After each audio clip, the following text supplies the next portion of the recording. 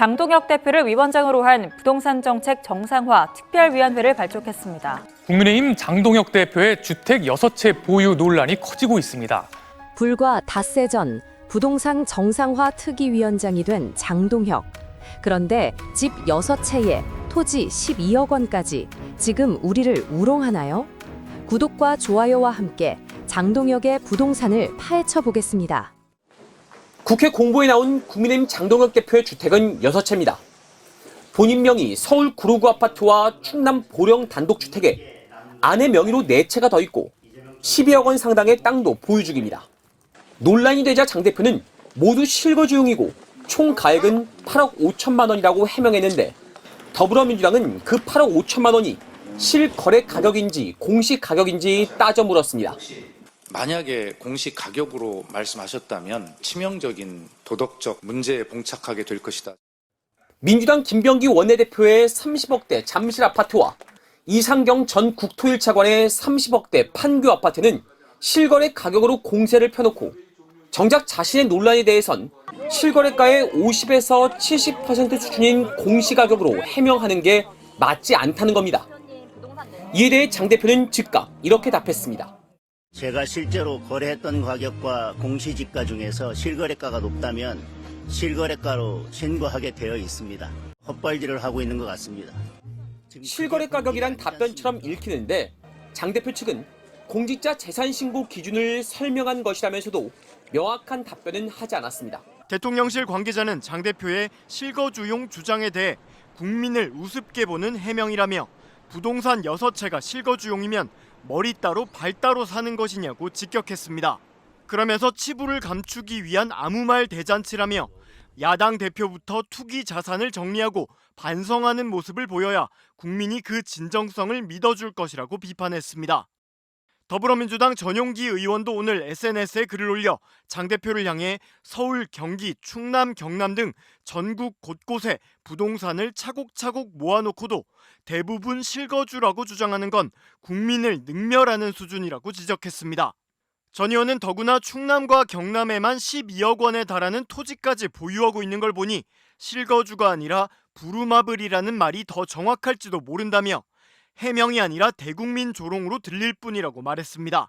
전 의원은 이어 이쯤 되면 부동산 규제 비판도 공익이 아니라 자기 자산 방어를 위한 집값 사수전이라는 의심을 지우기 어렵다며 이제 국힘 인사들의 부동산 내로남불의 민낯을 하나씩 까보겠다고 경고했습니다. 6채 갖고 있는 게 노멀한 건 아니에요. 정상은 아니에요. 네. 예. 근데 저는 그렇게 생각합니다. 장동혁이 그나마 지금 부동산 특위위원장이 될 수 있었던 거는 우리 당에 종부세 안 내는 사람이 누구지? 아, 누구야? 종부세 안 내는 사람 제발. 당대표가 종부세를 안 냅니다. 네? 왜냐면 부인 명의로 거의 다 돼 있고요. 아, 그래요? 네, 공동 명의로 된 거는 구로구 현대 아파트 그리고 이제 충남 보령에 있는 단독주택 뭐 그렇기 때문에 종부세는 안 낼 것으로 보입니다. 그래서 종부세 안 내는 사람 너무나 떳떳하게 떡하니 뽑아놨는데 예. 아니 뭐 6채 가지고 국힘당에서는 6채 별거 아니야 돌파해 별거 아니야 까봐 별거 아니잖아.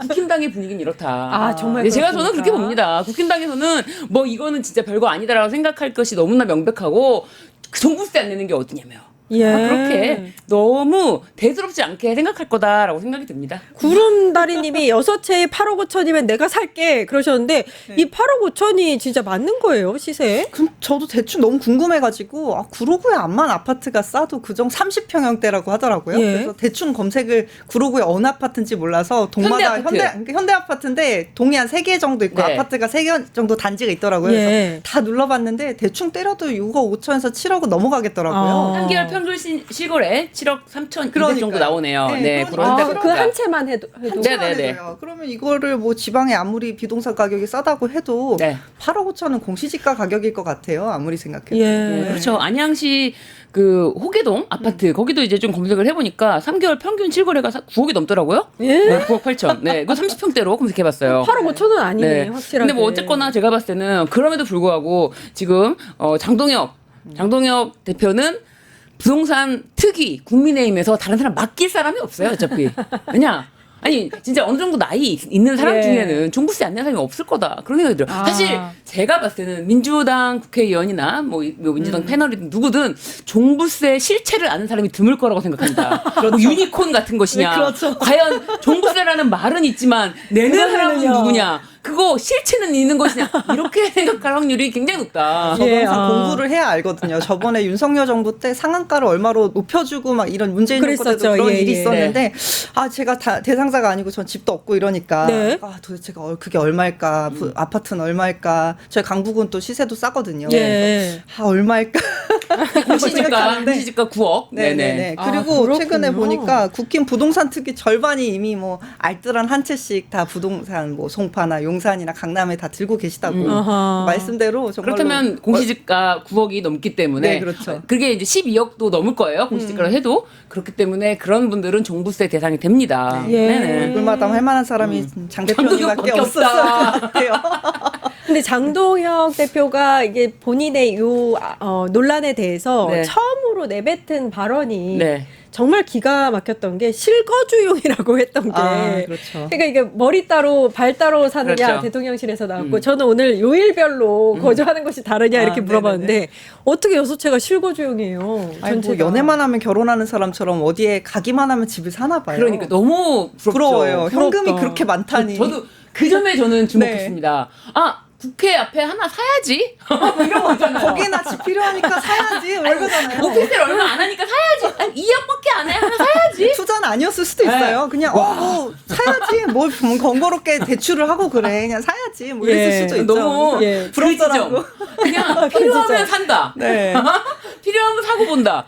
와, 그 지점이 놀랍다. 진짜 그러니까. 궁금한 게 예. 여기 실거주라고 했으면은 집들이 다 비어 있어야 될 텐데 전세는 안 났는지 그러네요. 그것도 좀 궁금하긴 하더라고요. 한 채 아까 이제 말로는 한 채만 빼고 한 채는 이제 그 임대 수익을 받는다라고 했으니까 한 채만 빼고는 자기 본인 실거주가 아니라 뭐 한 채는 자신의 어머님 뭐 누구 이렇게 해서 실거주. 그것까지 합해서 실거주. 네네, 그걸 네. 다 합쳐서 그리고 제대로 정확하게 저기 나오네요. 나오는 토지나 임야 다 합하면 또 그것도 12억이 넘는데요.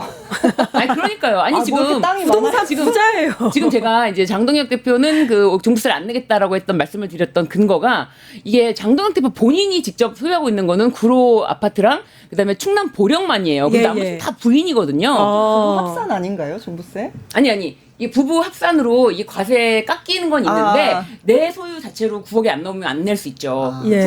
부인은 낼 수도 있고요. 네네. 복잡하네요. 네. 그렇군요. 그러니까 이게 종부세에 대해서는 실체가 있는 것인가? 과연 어떻게 하면 되는 것인가? 아니 저는 옛날에 5억 뭐 이런 거 얘기할 때 5억도 너무 적다 그 기준이 적다 뭐 이런 얘기할 때 붕괴했었거든요. 지금 보통의 서민이 성실하게 살면은 그 돈을 진짜 차곡차곡 암만 모아도 한 2, 3억 들고 있기도 쉽진 않거든요. 네. 저만 해도 그 정도 없는데 너무 부럽더라고요. 그러니까요. 예. 아니 진짜 국회의원이 되었으니 국회 의정 활동을 위해서 한 채 사지. 오피스텔 하나 사지. 이런 결론이 참으로 놀랍다. 저도 놀라웠어요. 네. 예. 그렇죠. 그 발언도 정말 웃겼고. 네. 그다음에 이제 강남 아파트 소유하고 정책하는 사람들 네. 이거 지적도 오늘 이제 박정희 추모식에서 이런 발언을 또 네. 했더라고요. 네. 이제 가만히 계셨으면 좋겠는데 네. 이 발언은 어떻게 보셨어요? 참 이 뭐라고 핵심을 전혀 이해를 계속 그러니까 못하고 뭐가 있다. 문제인지를 모르는 것 같아요. 장동혁 대표는 모든 것이 뭐가 문제인지 핵심을 정확히 모르는 분인 것 같아요. 어떻게 이런 분이 판사까지 했는지 저는 그분이 했던 판결을 다 뒤져봐야 되는 게 아닌가 싶을 정도인데 도대체 왜 국민의힘이 인기가 없는지에 대해서도 전혀 판단 못하고 있는 것처럼 이 부동산 문제에 대해서도 뭐가 핵심인지 전혀 모르고 있다.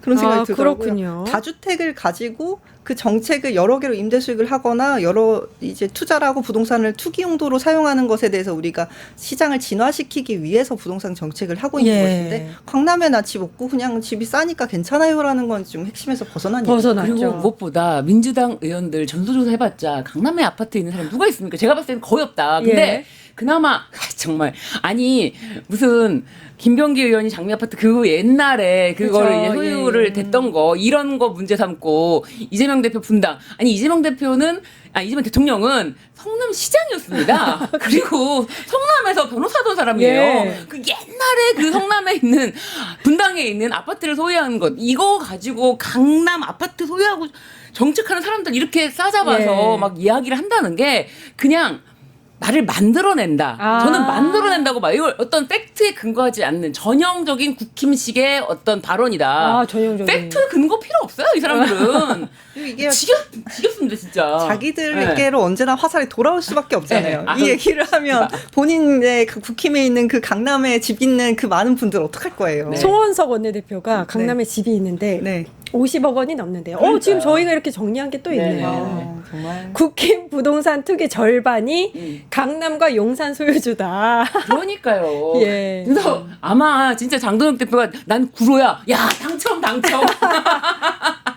아, 그렇군요. 마용성이라고 막 하잖아요. 예. 이거 강남 빼고 강남을 빼고 마용성이라고 하는데 그런데 빼고 아파트 있는 사람 누구야?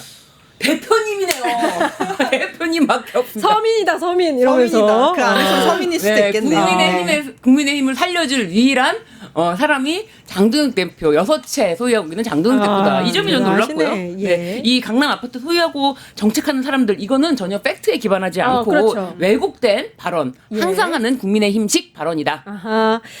가만히 있었던 이준석 대표가 또 신이 나가지고 한마디를 했던데 벤틀리 타는 사람이 용달차, 경차, 오토바이 있다고 욕하는 것 같다. 이렇게 얘기를 했습니다. 이건 어떻게 보셨어요? 이준석 정상입니까? 지금 구로 아파트 사는 사람, 그리고 지금 안양시 호계동 아파트 사는 사람, 이런 사람들을 막 용달차, 경차, 오토바이, 여러분 구로 현대 아파트 사는 사람들 지금 모욕하시는 겁니까? 제정신입니까? 아니 무슨 구로 현대 아파트 사는 게 용달차, 경차, 오토바이라고 이렇게 비난을 예. 먹을 사람입니까? 아니 예전에 한번 그렇게 막말 논란이 됐던 적 있지 않습니까? 그 이부 망천 막 이런 식으로 하면서 저도 그거 때문에 동네를 봤어요. 네. 완전히 그냥 뭐 망하면은 부천 가고 뭐 이런 식으로 발언했던 국민의힘식 발언. 아하. 이준석은요 그 발언을 다 습하고 있는 거예요. 아, 그러네요. 아니 와 진짜 이럴 수가 있습니까? 사람이 정치인으로서 어떤 사람들을 포용할 생각은 안 하고 그 동네 구로 현대 아파트, 안양 호계 아파트 뭐 이런 정도 아우 용달차 오토바이. 이렇게 얘기한 거잖아요. 와 진짜 정말 그렇네. 모욕적인 발언. 모욕적이다. 이게 자신의 어떤 정치적인 이익을 위해서 이 시민들을 완전히 그냥 모욕하는 식의 발언. 예. 거침없이 한다. 이거 국민의힘식이잖아요. 그렇죠. 네네. 그리고 굉장히 이준석 맨날 하는 것처럼 계급 나누고 사람들 나누고 맞네. 사람들의 어떤 전형적인 자기 내재돼 있는 어떤 계급 의식의 발로라고 생각이 들고 맞네요. 솔직히 말해서 이준석은 지금 이렇게 떠들 때가 아니에요. 특검 조사나 받아야죠. 왜 특검은 이준석을 조사 안 하고 수사를 안 하는지 저는 정말 이해가 안 되는 게 네.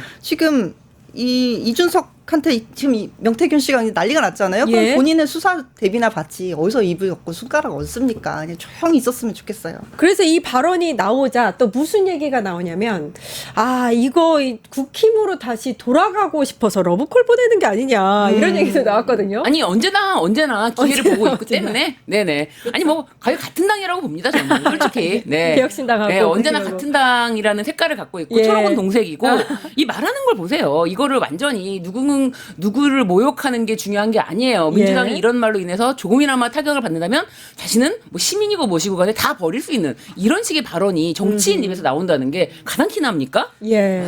이준석은 더 이상 이제 또 정치인으로서 이미 가치가 떨어져서 이분의 발언에 이렇게 존재 가치가 있는지도 솔직히 의문이 좀 듭니다. 네, 맞아요. 그 장동혁 대표 발언 관련해서 네. 이례적으로 대통령실이 어제 네. 입장을 냈는데 네. 아까 말씀드렸지 않습니까? 머리 따로 발 따로 사느냐. 네. 좀 강한 비판의 어조가 나왔어요. 네. 그건 어떻게 보셨어요? 아니, 이 비판 자체가 이제 이 비판의 근거에서 다 제 비판을 얹으니까 요거를 정확하게 유효 타격할 수 있는 그런 거를 대통령실에서 보여준 게 아닐까. 네네.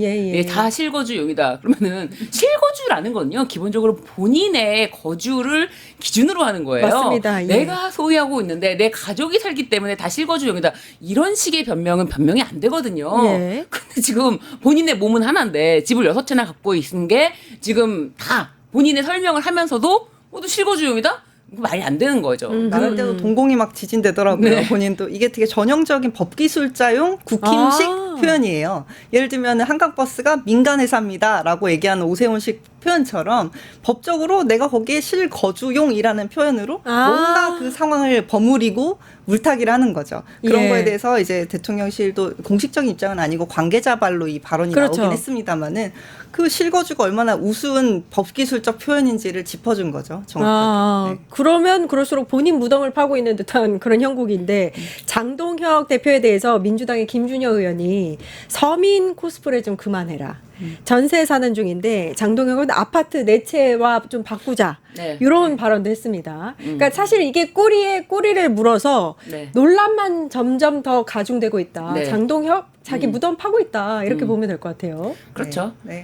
집이 얼마 안 된다라고 해명할 문제가 아니고 사실은 그런 이슈로 이 문제를 전환해버리기보다는 이제 앞으로는 편법을 이용하지 않고 어떤 식으로 우리가 이 부동산 문제를 바라볼 건지에 대한 정책적인 토론이 필요한 것인데 야당 대표라는 사람이 이런 식으로 분탕질을 해버리니까 이 부분은 이제 김준혁 의원의 확실한 유효타로 정리를 하고 넘어가면 좋겠습니다. 예.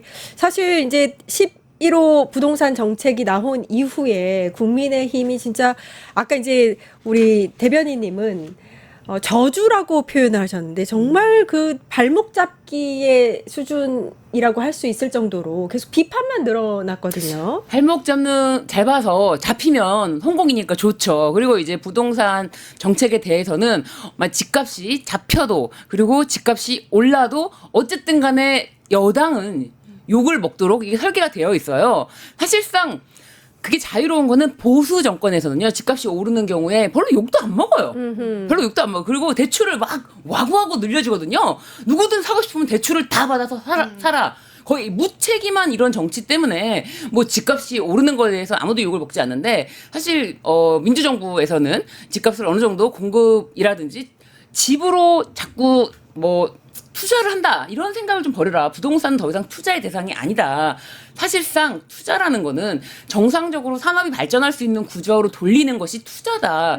그렇다면은 주식으로 그 투자금이 돌 수 있게 하려고 하는 그 노력 그런 게 중요한 거고 부동산의 계속 가격을 올리는 거는 이거는 오히려 거품 경제가 조장되고 그리고 이게 가계대출이 더 늘어나고 그렇게 되면 악순환에 빠지게 되지 않습니까? 그리고 심지어 집값이 점점 이제는 더 심화된 게 그 아까 말씀드린 강남이라든지 마용성이라든지 이렇게 오르는 지역만 오르고 또 나머지 지역은 안 오르는데 또 여기 그렇다고 오르는 지역만 규제했을 때 나머지 지역도 같이 다 결과적으로 올라버리고 그렇다면은 또 지방은 또 완전히 빈집이 많고 미분양도 굉장히 많거든요. 이런 상황이 악순환을 끊고자 한 번은 여당이 칼을 뺄 수밖에 없었고요. 그래서 지금 어떤 식으로든지 야당이 발목 잡기를 하든 언론도 마찬가지입니다. 언론도 결코 여기에 도와주지 않을 거예요. 왜냐하면 언론은 또 건설회사랑 같이 이렇게 또 함께 하지 않습니까? 그렇기 때문에 언론도 이 민주당이 추진하려는 이 부동산 정책에 대해서는 굉장히 비판적인 목소리를 지속적으로 낼 것이다. 저는 그렇게 생각합니다. 부동산 정책이 진짜 좀 어려운 게 만약에 비용이 많이 떨어지면은 사실은 물려있는 분들도 많아서 가계부채라든지 깡통 전세라든지 다양한 또 다른 파생되는 이슈가 나오기 때문에 어려워요. 확실하게 물을 끼얹기도 어렵고 부양을 시키기도 어렵고 좀 건설 경기가 어려우면 전체 내수가 어려워지거든요. 우리나라의 대부분의 직종 중에 상당수가 건설업에 종사하시는 분들이 많아요. 그러다 보니까 내수 경제가 깔아앉았을 때 건설 경기를 부응해야 되는데 그럼 집값이 오르니까 그러면 또 난리가 나고 약간 이런 악순환의 연쇄고리에 있어서 사실 정부가 이 부동산 정책에 손을 댈 때는 어느 쪽으로 하든 욕을 먹게 되어 있는 구조는 맞습니다. 그러다 보니까 이번에는 우리 정부가 확실하게 어떤 시그널을 줘야 되고 부동산 정책은 일관성이 되게 중요해서 어떻게 보면 어떤 비판이 나오더라도 우린 이 방향으로 가기로 했다. 변동 없다. 우리 후퇴 안 한다. 이 신호를 계속 주는 게 좋은 시그널이 될 거고 여태까지 진보 정부에서 부동산이 오르거나 했던 것은 분명히 정권 바뀌면 또 되물러질 거다라는 어떤 잘못된 학습 효과 때문에 사람들이 믿지 않아서 그렇거든요. 지금도 믿지 않고 있는데 일관되게 계속 밀어붙이다 보면 어느 정도 효과가 나올 거다. 부동산 논란이 이제 국민의힘을 향해서 또 가고 있습니다. 장동혁 대표가 주택 6채하고 12억 상당의 땅을 보유하고 있다는 건데 여기에 대해서 장동혁 대표가 정치인으로서 아파트 4채를 보유하고 있다는 자체가 마음이 무겁다면서도 실거주용이다 이렇게 얘기했습니다. 다 합쳐도 8억 5천만 원 정도라고 했는데 이게 해명이 좀 된다라고 보십니까? 지금 구로구와 여의도가 있는 영등포구는 접경 바로 옆구잖아요. 구로에서 여의도까지 뭐 아침에 새벽에 출근하면 한 20분이면 가거든요. 네. 매우 가깝습니다. 왜 굳이 구로가 뭐 가격이 안 오르는 지역이긴 한데 그렇다고 하더라도 굳이 서울에 아파트를 둘 필요가 있는가? 그리고 업무를 위해 오피스텔을 구입했다. 이것도 국민 정서상 원외 정치인도 아니고 원내 정치인이잖아요. 원내 정치인들 그렇게 정치하라고 국회 사무실 국민 세금으로 사무실도 주고 직원들도 주고 거기 다 충분한 공간이 있고 지금 당대표실도 있으시잖아요. 근데 오피스텔 얼마나 여유 있게 사시면 거기에 오피스텔까지 구입해서 그런 활동을 하시냐는 말씀을 드리고 따로 조용히 처리하실 일이 있나 보죠. 뭐 밖에서. 그거 당대표실 얼마나 조용해요. 그리고 한 말씀을 더 드리면 민주당에는 뭐 그런 뭐 당연히 있으면 편하죠. 뭐 부러워하시는 분들 있을 겁니다. 왜냐면 제가 뭐 굳이 실명 안 해도 다 아실 것 같아서 지역이 충남에 계신 분인데 매일 아침에 새벽에 그 버스 타고 출근하세요. 서울 국회로. 그런 분도 계십니다. 굳이 그러지 않더라도 본인 지역구에 살아야 된다. 본인 지역구에서 거주해야 된다는 그 생각 때문에 서울에 굳이 뭐 오피스텔이나 네네. 거주지를 두지 않고 본인이 살고 있는 지역구인 충남 공주에서 새벽에 매일 고속버스 타고 출근해서 국회에서 일하고 다시 공주로 돌아가시는 분도 있는데 네. 이미 지역을 얘기해 버렸네요. 그러니까 그런 분도 있기 때문에 그 장동혁 대표의 말이 그렇게 국민들께 느끼실 때는 그렇게 뭐 해명이 안 된다고 보는데. 이 장동혁 대표 얘기도 좀 해보죠. 장동혁 대표가 주택들을 이제 판다는 말은 안 했고요. 대신에 이 주택 줄 테니까 민주당 김병기 원내대표 서울 잠실 아파트하고 바꾸자 뭐 이런 말을 했단 말이죠. 그러니까 민주당에서는 국민의힘 송원석 원내대표의 50억대 강남 아파트와 바꾸라 또 이렇게 받아쳤습니다. 성신 부의장님 말씀 좀 듣겠습니다. 그러니까 지금 그 장동혁 대표 그런 말씀하신 거는 지금 흐리려고 하는 거죠. 물 흘려서 지금 논점을 네. 이탈시켜서 다른 논쟁으로 가게 하려고 하는 건데 이 대표로서 공당의 대표로서 이렇게 물타기 하고 물 흐리게 하면 안 된다는 말씀 드리고 싶고. 전 글쎄요 송원석 원내대표가 갖고 있는 그 대치동에 있는 그 아파트 과연 뭐 수십 년이라도 거주하셨던 곳인지 저는 김병기 원내대표의 그런 발언이나 이런 거에 대해서 비판이 있을 수 있다 봅니다만 네. 그분은 30년 이상 사셨던 동네 그 아파트잖아요. 그리고 그러면은 이 그 장동혁 대표는 이 비판할 자격이 있습니까? 지역구가 버젓이 있으면서 본인의 가족들은 서울에서 살게 하면서 그러면서 왜 지역구로 갈 때 집 안 팔고 거기에 뭐 전세 낳고 갔냐고 비판할 자격이 있어요? 저는 장동혁 대표 본인 내로남불이에요. 지금 김병기 원내대표 비판할 자격이 없어요. 그럼에도 불구하고 뭔가 그 국민들에게 계속 김병기 원내대표는 수십억짜리 집을 안 팔았습니다. 이 얘기를 하고 싶은 것 같은데 본인은 본인 지역구에 집 말고 가족들은 서울에 살게 하면서 그런 말씀할 자격이 있는지 전 되묻고 싶습니다.